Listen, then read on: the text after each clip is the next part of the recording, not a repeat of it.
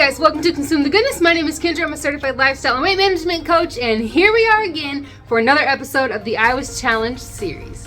Really quick, for any of you guys who don't know, this is like a low-carb recipe swap between creators. We swap recipes with each other, and then on the first Wednesday of every month, we will do like a premiere train where everybody is premiering their video that was made making the recipe that they were challenged to make. If this is something that you would like to be a part of, please let us know. You can email me or Jason at JustJasonKeto. You can email either one of us or let us know in the comments that you would like to be a part of this, and then we will start an email with everybody. We'll get recipes swapped and then get going, and everything will be good to go. And it seriously is a really fun collaboration, so worth at least trying one time. All right, so this month I was challenged by Paula at P&J's Homestead Adventures to make a frittata, like a pizza frittata.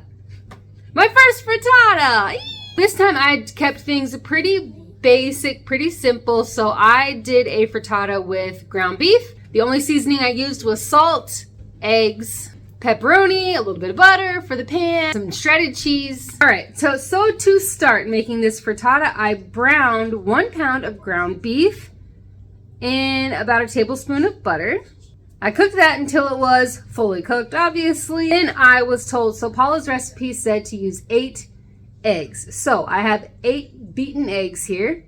Once that ground beef was nice and cooked to our liking, I poured the 8 eggs over the ground beef, then did not stir it around, obviously, because then it would just like make scrambled eggs, right? So I just kind of let it run around the hamburger, let it do its thing until the egg was fully cooked on the bottom. I pretty much just gauged that by sight. I don't know how long that this was on here. I really didn't pay attention to how much time any of this stuff took. I will say making the frittata was a pretty quick process though. But I just looked around the edges and that kind of told me, okay, it looks like the bottom is probably cooked. After the egg looked like it was pretty cooked on the bottom, I popped this into the oven under the broiler, and then I just left it under there. This only took just a few minutes for the eggs to not be runny anymore. As soon as that happened, as soon as I saw that the eggs weren't runny anymore on the top, I took it out and then started to add the toppings. I used the cheese that we have here in the house, so it is like a raw white cheddar. So I used that, got that covered over the bottom, and then for the topping, like I said, we kept it pretty simple, so just pepperoni this time. And I am covering this thing with some pepperoni. Got like Donato's pepperoni status going on here. If you know, you know. Once I got that covered with the pepperoni, I sprinkled the remainder of the cheese on top of all of that, and really also wanted to get it around the edges on these parts where it's just egg, you know, there's no cheese, there's really no pepperoni or anything on it. So I really wanted to make sure I got cheese on that to make a really crispy edge, and ooh baby, it paid off. Now that the toppings are all good to go, I popped it back under the broiler for a little bit just to get it nice and melty and crispy and delicious. That also only took, I don't know, I left it under there for maybe 5-ish minutes.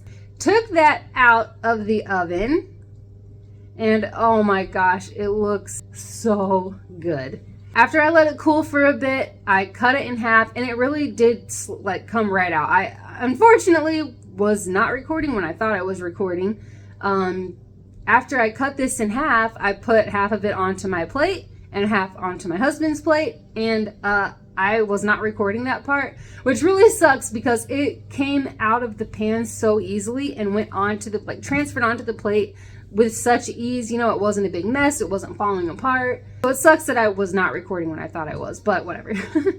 And there it is. Oh my gosh, you guys. The meltiness and the bit of a crispiness to the pepperoni, which is just how we like it. It's so good. It was really, really tasty. So I'm so thankful that we had this recipe given to us this month because it really was good. And something else that I really love about it, something that Jason also talks about, is that this is something that I don't know if I would have made it myself. So having, you know, it's something new, and doing this recipe swap is really fun because we learn how to make something new.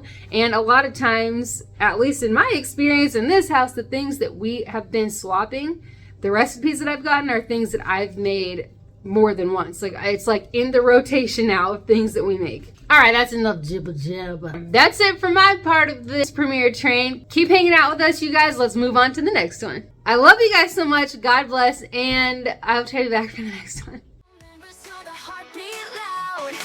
Lifting me higher, gotta thank this crowd.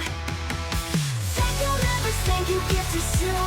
Every single song, yeah, I see all of you. You keep it rolling, you keep it tight. You're the reason we're soaring tonight. Extra support like a rocket to the sky. You show the love, yeah, you never pass by. Every click, every cheer means so much. You light the way with your magic touch.